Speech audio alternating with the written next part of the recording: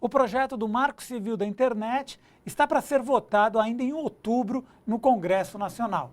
Para discutir os interesses e as batalhas que estão sendo travadas no Congresso Nacional, contamos com a Flávia Lefreve Guimarães, advogada e consultora da Fundação Proteste, Veridiana Alimonte, advogada do IDEC, Gabriel de Carvalho Sampaio, secretário de Assuntos Legislativos, substituto do Ministério da Justiça, e Alexander Castro, diretor de regulação do Sinditele Brasil. Quero lembrar que hoje está acontecendo um grande tuitaço, a sociedade civil está mobilizada em relação ao Marco Civil. As hashtags são Marco Civil Já, Internet Livre, e você pode acompanhar tudo no @RedeTVT. Bom, o Alexander pediu a palavra, a gente vai voltar então com o Alexander, depois a gente volta aqui para o debate. Vamos lá, Alexander. Oi, Godoy, obrigado. Bom, só para poder responder adequadamente aí ao questionamento que a Veridiana me fez e também a colocação da Flávia.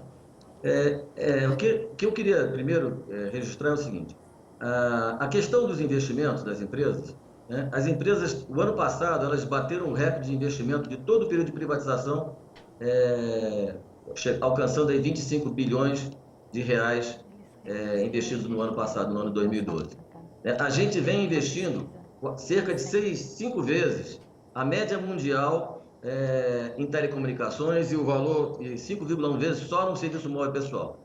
Então, o investimento vem sendo feito. Claro que o Brasil é um país de dimensões continentais, e efetivamente a gente vai precisar continuar investindo, tanto que eu cheguei naquele número de 165 bilhões até 2020.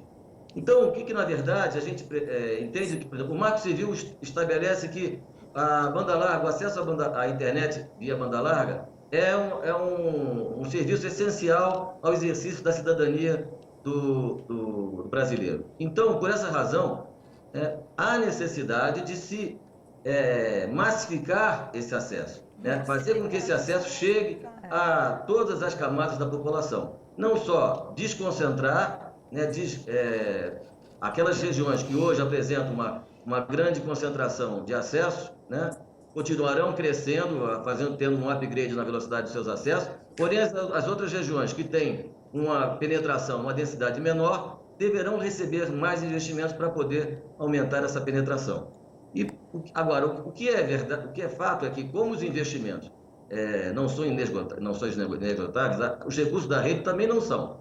Então, existem certas limitações na rede, né? O que a gente vem defendendo é que, para possibilitar essa massificação, se percebe que os usuários são diferentes. Hoje, a gente tem 25% dos usuários consomem 80% dos recursos da rede.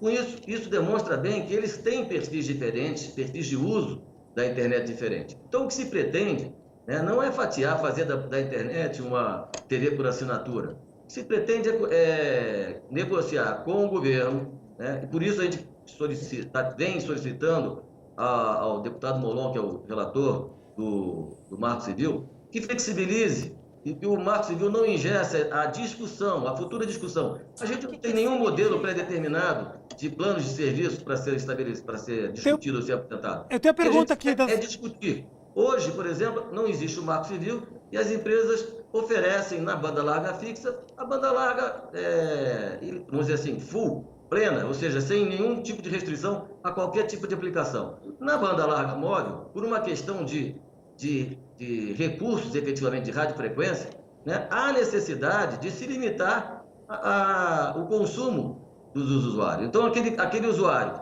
que efetivamente contratou da operadora um determinado volume de dados, né, aquele volume, após ultrapassado, ele tem a opção de contratar um excedente, um valor a mais. Caso ele não opte por essa expansão no volume dele, naquele mês, aí sim ele terá a velocidade dele reduzida. Mas deixa eu fazer Está na regulamentação eu entendo ser justo com os demais. Mas deixa eu lhe fazer uma pergunta. Por favor, Alexander, o senhor falou agora que 25% das pessoas utilizam 80% da banda larga. Se todo mundo pudesse utilizar a banda larga, com certeza todo mundo ia usar e esse número ia se equilibrar. O que a gente percebe é que dessa forma fica cada vez mais excludente isso, né? Eu queria chamar a Flávia aqui para comentar o que o senhor falou. Só queria dizer a você que eu não concordo com essa tua afirmação. Não se trata de se tornar a internet mais excludente. O fato é que eu, por exemplo, eu uso a internet para fazer pesquisas educacionais, para fazer uma reserva de voo, fazer reserva de hotel, para inserir um vídeo, ver um programa de televisão, mas de forma esporádica. Agora, o que acontece é que existem usuários que abrem 10, 15 sessões em paralelo, baixam 10, 15 programas de vídeo, consomem essa banda de uma maneira bastante intensa, e não é razoável que ele venha a pagar a mesma coisa do outro que tem um consumo muito menor. Tá bom, deixa eu só chamar. Na verdade, caracteriza que a maioria da população, dos usuários, estaria subsidiando esses poucos head users da internet. O que a gente propõe é estabelecer, não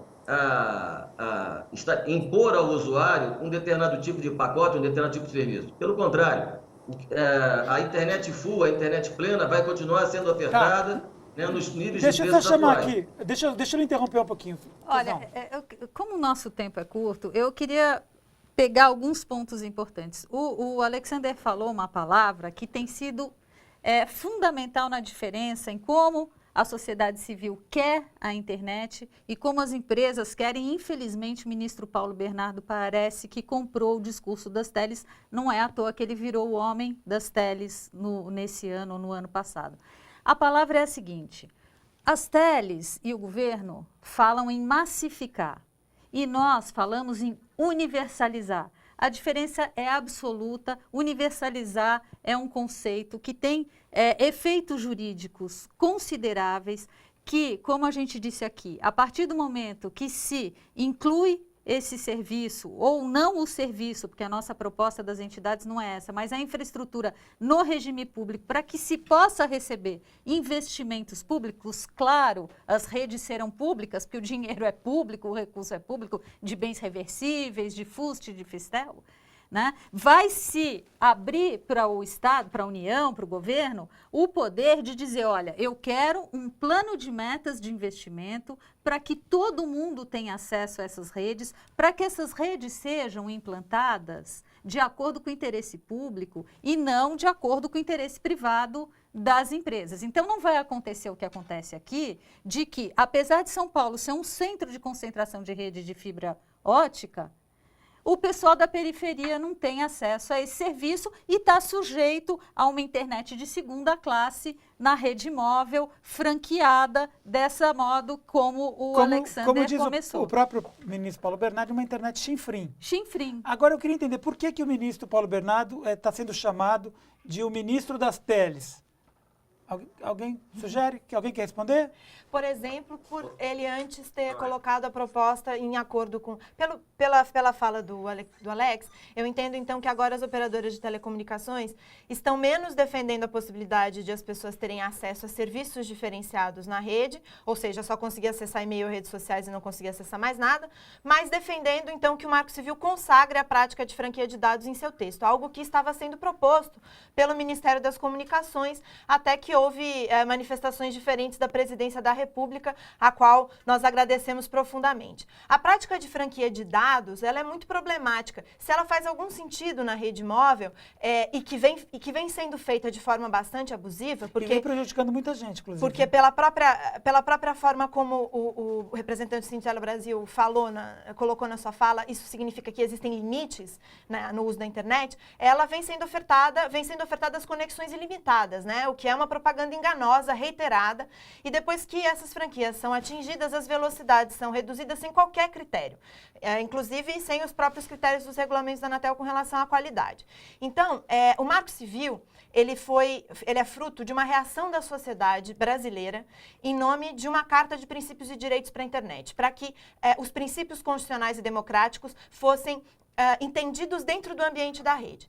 Não faz sentido, dentro do Marco Civil da Internet, qualquer consagração de modelo de negócio, seja das empresas de telecomunicações, seja das empresas de radiodifusão, com o parágrafo 2º do artigo 15.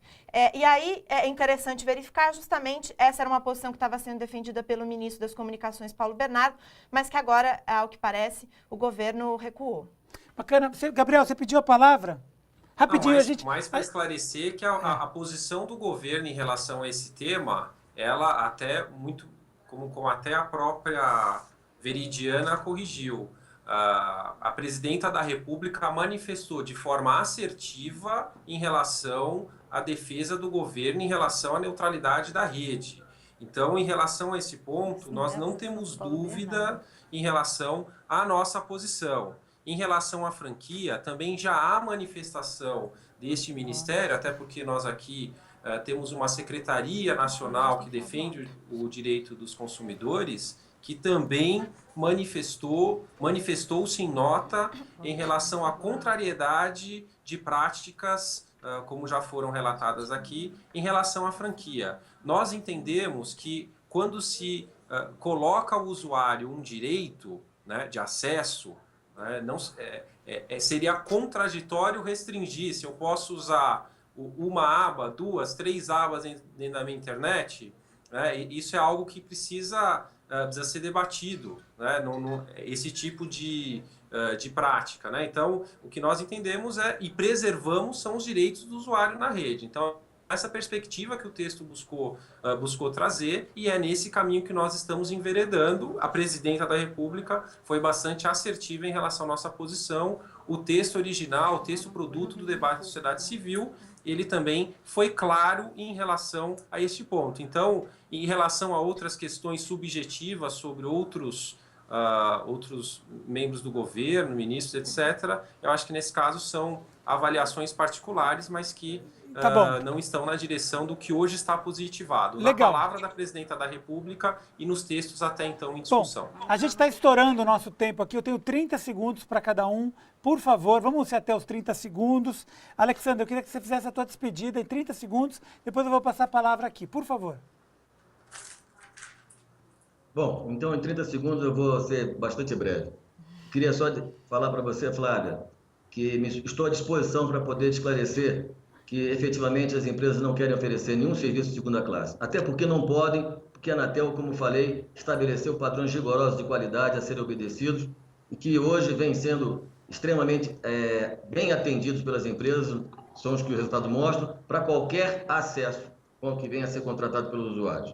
Também quero esclarecer a Veridiana, também que estou à disposição sempre para conversar e debater sobre esse tema, que a gente também não está querendo impor ao usuário nenhum tipo de acesso. O que a gente quer oferecer ao usuário é a possibilidade de que ele seja soberano e escolha, a seu critério, o que melhor lhe convém, né? E que ele pague por aquilo que ele efetivamente vai usar, né? E com relação à neutralidade de rede, para encerrar, eu quero dizer que o setor continua defendendo a neutralidade de rede e a gente tem apoiado que os conceitos de neutralidade que estão na lei chilena, que estão na lei colombiana, nos regulamentos do FCC dos Estados Unidos, na recém-publicada proposta da Comunidade Europeia, que podem ser traduzidos para o português e serem incorporados no Marco Civil, estarão absolutamente sendo suportados e apoiados pelas empresas. Muito obrigado, Alexander. Deixa eu passar a palavra aqui. Senão...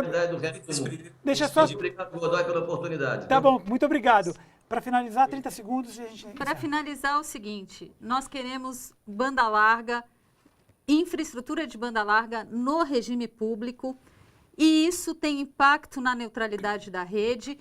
Que bom que a presidenta Dilma está defendendo neutralidade de rede, mas nós queremos mais, nós queremos banda larga universal e não massificada. Veridiana? Muito bem. Primeiro, eu gostaria de dizer que amanhã vai ter um ato aqui em São Paulo, para quem é de São Paulo, em frente a um dos prédios da Vivo, na rua Martiniano de Carvalho, 851, em favor da liberdade da rede, da igualdade na rede, contra a censura na rede. E é importante dizer que ainda vivemos num país desigual e dizer que as operadoras de telecomunicações estão dispostas a oferecer toda a soberania para o consumidor para escolher que plano ele gosta mais, mas com preços absolutamente diferentes, significa que a maior parte da população brasileira vai ficar com um plano básico que será assim de segunda categoria, se nós não tivermos bastante mobilização e políticas públicas do governo no sentido de fazer com que eles sejam de qualidade. Ok, muito obrigado a todos que participaram do programa e obrigado a você que mais uma vez nos acompanhou até aqui. Você pode assistir aos programas do Clique Ligue e também a nossa programação pelo portal tvt.org.br, também pelas mídias sociais, facebook.com.br e no Twitter é só digitar @RedeTVT.